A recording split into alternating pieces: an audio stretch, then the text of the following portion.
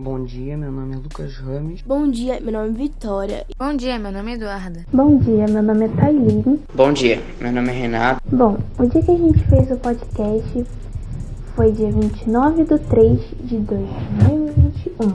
Eduardo, apresente o tema pra gente. O nosso tema é sobre migrações no Covid. Agora fique com nossa vinheta de qualidade.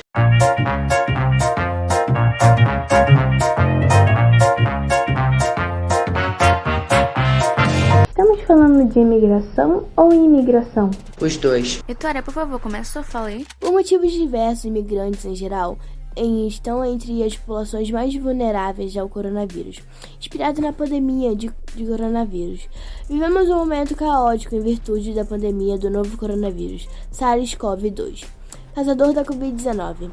Esse vírus foi inicialmente detectado na China, mais precisamente em Wuhan, e espalhou-se pelo mundo, atingindo todos os continentes, isolando milhares de pessoas e vitimando tantas outras. Uma das questões que devemos levantar é que nos últimos anos têm sido manchetes de jornais, revistas e de noticiários que passam na TV. O que muda e como enfrentar o coronavírus? A mobilidade humana e os fluxos migratórios sofrem uma grande paralisia por conta dos controles da entrada e saída de pessoas, o fechamento de fronteiras e a diminuição de meios de transporte. Frente à situação, vários refugiados que estão espalhados em campos muito afora mostram a evidências de possibilidade de controle do vírus, condições precárias de vida e de higiene, aglomeração de pessoas, saúde fragilizada em decorrência de alimentação pobre em nutrientes. São condições mais do que favoráveis para a transição de várias doenças, mas sobretudo nesse momento da Covid-19. Particularmente no âmbito das migrações, parece que os especialistas enfrentam a tarefa de lidar com a ambiguidade. Essa é a sexta pandemia que o mundo vive. O vírus não é capaz de entrar na pele, apenas em mucoses. Bom, agora eu vou passar a minha fala para a Thaline. O migrar, enquanto direito humano, encontra-se subordinado a uma questão de saúde pública. O resultado foi fronteiras fechadas. No entanto, a ausência de tal medida não é isenta da violência. Por essa razão, os efeitos de tal medida vão além de contenção da disseminação do vírus e podem desde afetar processos de integração construídos durante décadas, até fortalecer bandeiras ultranacionalistas e xenofóbicas. Durante os últimos meses, temos visto uma série de notícias que nos falam do resultado da proliferação do Covid-19 ao redor do mundo. A grande escala desta doença gerou cenários para os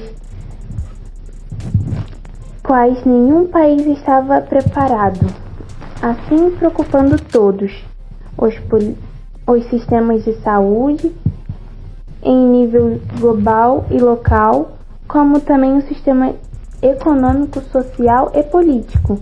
Essa consequência vem causando milhares de mortes pelo mundo. Mas, Thaline, como os países lidaram com a pandemia? No início da pandemia, diferentes países fecharam suas fronteiras como medida de prevenção à expansão do vírus em seus territórios. Entretanto, como acontece em diversos processos migratórios, isso não tem impedido o deslocamento de pessoas, a falta de emprego e as dificuldades com alimentação e moradia. Tem obrigado centenas de imigrantes a retornar aos seus países. O aumento desse tipo de fluxo migratório durante uma pandemia gera um cenário bastante preocupante. Os desafios colocados pela pandemia do coronavírus em disseminação nos demonstram a urgente necessidade de nos enxergar como uma sociedade independente, onde a segurança e bem-estar de um depende da segurança e bem-estar dos outros. Sua vez, Eduarda. A discussão sobre migrações internacionais e questão de saúde global veio criando reflexões recentemente, destacando em especial a visão sobre o estrangeiro como um vetor de doenças epidemiológicas. As disparidades sociais e econômicas dentro de países entre o norte e sul global, e políticas adotadas em relação a migrantes e refugiados. Num contexto marcado pela grande mobilidade humana globalmente, o novo vírus vem sendo considerado como de altíssimo contágio. Interessante notar que viagem de trabalho, turismo, de pessoas que pertencem à classe média, elite, foram tipo uma mola para espalhar o vírus, uma facilidade imensa. Mesmo sendo em países de origem ou residenciais mesmo. Teve algum lugar que teve uma reação ruim para as pessoas, chinesinhas ou japinhas? Sim, teve um condomínio em São Paulo. Disse para afastar os chineses, prevenir a transmissão do Covid. Esse é um caso de xenofobia que aconteceu no Brasil. Você acredita, cara? Estamos fazendo uma pesquisa para fazer um podcast. Você pode dar a sua opinião sobre um caso de xenofobia que aconteceu no condomínio de São Paulo em plena pandemia? Então, eu acho que eles estão sendo muito xenofóbicos com as pessoas orientais por conta do vírus ter começado na China e eles acabam julgando as outras pessoas orientais, sendo que elas não têm culpa disso. Do outro lado do condomínio, um vírus se transmite muito facilmente. Então a gente vê se imaginar como se encontraram pessoas que vivem em condições precárias em uma enorme aglomeração. Podemos citar comunidades e nos campos de refugiados. Lucas, continua aí, por favor. Novos fluxos migratórios estão prestes a acontecer. Eu ouvi dizer que não estamos preparados para um novo fluxo migratório, é verdade? Sim, infelizmente é verdade. Durante os últimos meses, temos visto uma série de reflexões, análises e notícias que nos confrontam com os múltiplos e interconectados impactos produzidos ao redor do mundo como resultado da proliferação do Covid-19. O impacto acelerado e a grande escala destas doenças geram cenários para os quais nenhum país estava preparado, desafiando não apenas o sistema de saúde em nível global e local, mas também o sistema econômico, social e político. As consequências sistêmicas desse evento vêm causando milhares de mortes em todo o globo, piorando as consequências de um sistema econômico liberal, que já se mostrava em declive. Os esforços da Organização Mundial de Saúde, OMS, por orientar as medicinas de combate ao avanço do vírus não tiveram os resultados esperados. No início da expansão do vírus do Covid-19, foi testada a capacidade de resposta dos diferentes países.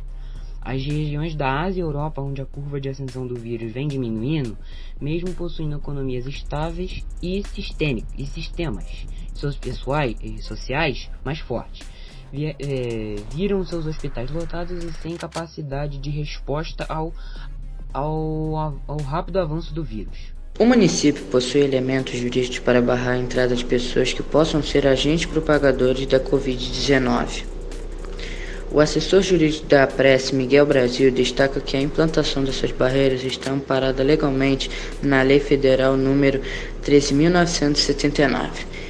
Miguel explica que o direito básico de ir e vir não é absoluto e, portanto, quando fere o coletivo, deve haver regulamentações. Sempre prevalece o todo, o coletivo, diz. O também assessor jurídico da associação, Lincoln Diniz Oliveira, acrescenta que as cidades têm amparo legal para tomar providências para restrições temporárias e excepcionais, quando existir riscos de contaminação. No entanto, adverte: antes da decisão deve ser analisada dois preceitos legais: proporcionalidade e racionalidade do ato, e sempre lembrando o benefício do coletivo.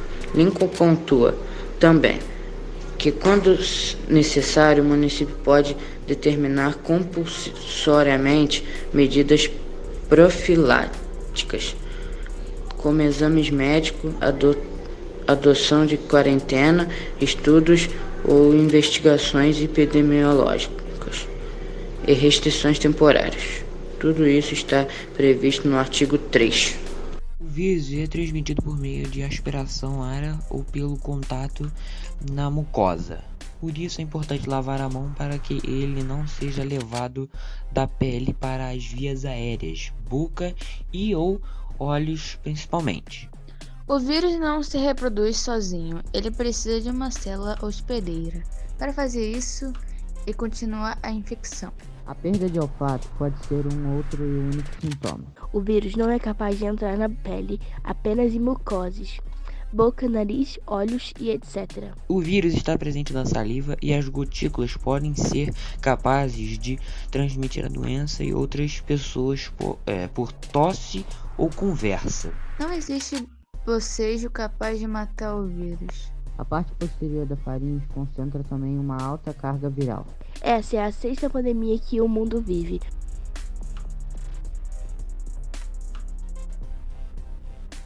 Agora, Eduarda, Taline e Vitória irão explicar o que é emigração, imigração e qual a diferença entre os dois.